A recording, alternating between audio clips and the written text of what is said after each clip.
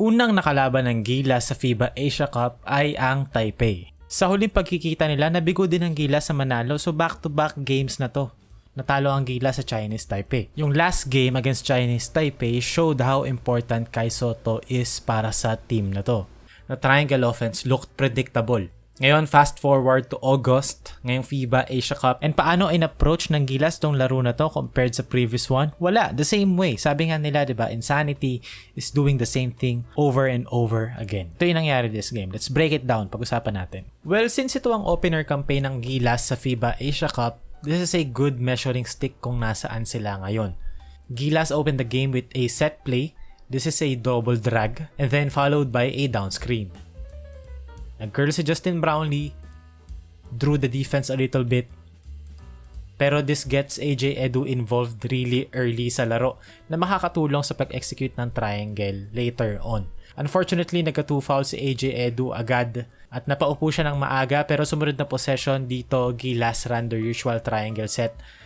Pass to the wing, corner fill, so naka-form na sila ng sideline triangle. They pass it to the top, and then instead of the usual pinch post entry pass para kay Justin Brownlee, napansin niya na yung defense masyadong mataas.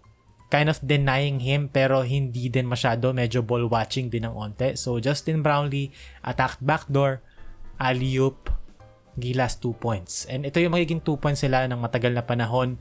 I've been reading a lot of Scottie Thompson hate as of late, pero itong first few minutes ng laro na to showed how important he is para sa team na to. Execution, hindi ko na i-sugarcoat, was awful. They were going through the motions and walang intention behind every decision. Kabilang dako naman sa Chinese Taipei, they keep on attacking 𝗠𝗵𝗵𝗵𝗵𝗵𝗁. The score was 10-2 lamang ang Taipei. Gilas called timeout. And then anong gagawin mo kapag hindi ka makashoot? Di ilagay mo si Justin Brownlee sa ISO. Off the triangle, they pass it to the top. Pinch post para kay Brownlee. Isolation, single coverage. That's ulam for JB.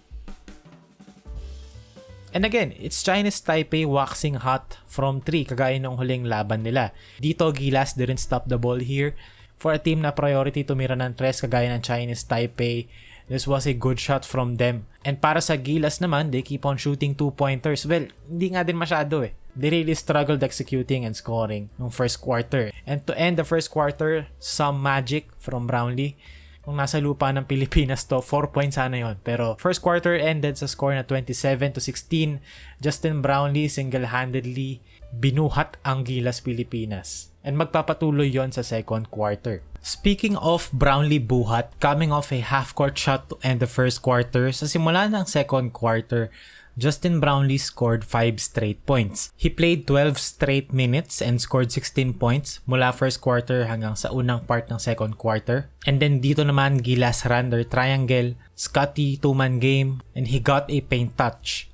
Paint points, 2 points. Tapos sumunod na play, defensive stop galing sa Gilas Pilipinas. Scottie running the break, great entry pass papunta kay Tamayo, paint touch. Tamayo missed it, pero guess who was there? It was Scottie Thompson, making plays. Later in the second quarter, bumalik na si 𝗛𝗏 kahit na may 2 fouls dito. Chris Newsome got him the ball very deep.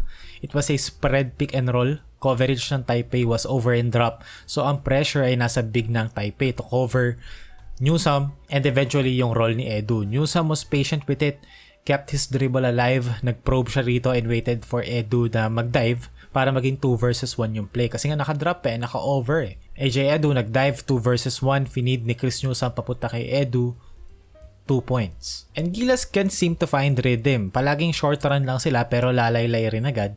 And it's really Taipei's 3-point shooting na naging difference sa first half. Kasi Gilas made more field goals than Taipei, 14. Kaysa sa 13 lang ng Taipei. Pero 3 lang kasi threats ng Gilas compared to Taipei 6. So despite making more shots, down 9 ang Gilas Pilipinas sa half. Start of second half, Taipei ran zoom action dito.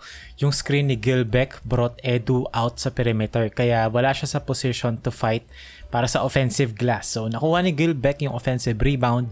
Taipei and 1 after ng putback. Off the Taipei miss, Scottie Thompson pushed the ball, initiated their offense. Gave it up to Justin Brownlee. Forward pass papunta kay Ramos who was struggling sa field. Now dito transition, downhill, perfect opportunity for a guy like him to get into rhythm. Pero ang problema ng Gilas Pilipinas, Brownlee 4 fouls already in the third quarter. Kailangan niya umupo, nag-step up si Dwight Ramos instead, came alive in the third quarter, helped Gilas stay within range. So Dwight Ramos scoring means gravity.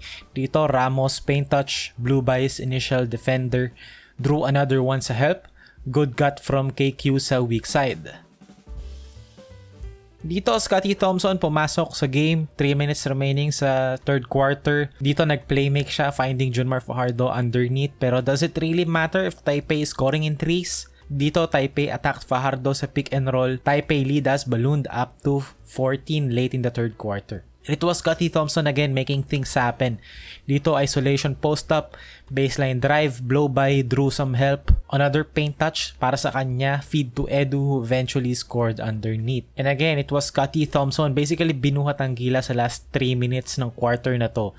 Sa stint na yon, paint touches niya resulted to 3 baskets sa mga teammates niya, galing sa mga feeds niya. Tapos he also scored 7 points for himself. That's like 13 points na na-generate niya. Kung hindi siya nagbuhat late in the third, tambak to ng 20 to open the fourth quarter. And to open the fourth quarter, Brownlee gravity, 2 on the ball. Brownlee feeds it to 𝗛𝗏𝗏, diving to the basket, na-draw yung defense enough.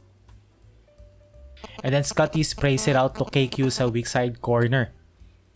Taipei 2-man game ulit with Gilbeck. Ang dilemma kasi dito, okay, let me break this down. Ang dilemma rito is kapag nag-show si Edu sa pick and roll, nasa labas siya, nasa perimeter, kakainin ni Gilbeck yung offensive boards. Pero kapag nag-drop naman, kagaya dito, kakainin ng shooters ng Taipei ang Gilas sa mga pull-ups, which they did all game long. And yung Gilas, they were aware of that also. So dito nag-switch sila instead, pero inatake naman one-on-one ni Taiwanese Damian Lillard yung mismatch with Edu. Dito naman, Newsome played it well. Good point of attack defense. Pero straight up blow by naman from Chen and drew yet another foul. The specific one, pang 23 na foul ng Gilas Pilipinas. Pero in all honesty, alam nyo kung ano nakakainis sa laro na to. 2 AM yung laro eh. Pero alam nyo ano mas worse doon? Ang tagal matapos, puro foul. Kada lilingon ako, may nag-free throw. Puro stoppage, puro review. Okay, so natalo ang Gilas Pilipinas sa score na 95-87. Chinese Taipei made 12 3-pointers compared to Gilas's 8 lamang. Pero most pa nga nun, galing kay KQ. So, let's talk about KQ kasi ito yung, in my opinion, ito yung nag-define ng game na to. Kasi first half hanggang kalagitnaan ng third quarter, hindi ginamit si KQ. Wala talaga siya sa rotation. Napasok lang si KQ kasi foul trouble si Justin Brownlee.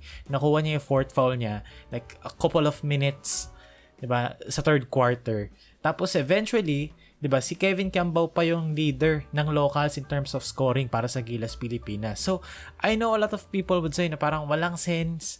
Bakit ganon? Even ako, hindi ko rin ma-explain. Alam ko kung bakit. Kasi that's just team ko. Matigas lang talaga ulo eh. Doesn't trust young players.